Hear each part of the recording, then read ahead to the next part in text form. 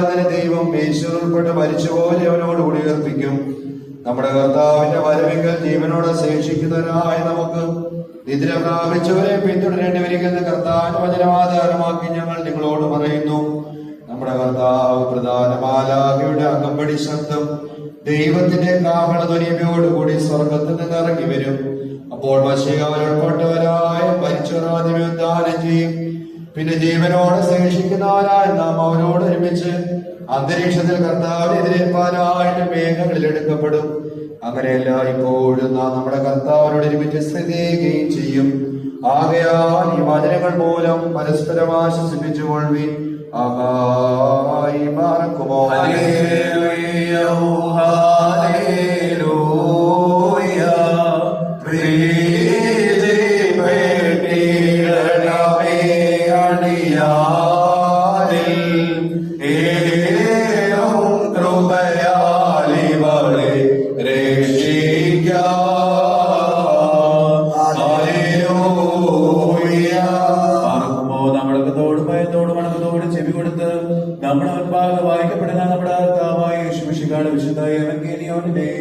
ദൈവത്തിന്റെ ജീവനുള്ള വാചകങ്ങളെ നാം കേൾക്കണം. നിങ്ങൾക്കെല്ലാവർക്കും സമാധാനം ഉണ്ടായിരിക്കട്ടെ. അവിടുത്തെ ആത്മാവോടുകൂടെ ദൈവമായ ഞങ്ങളെ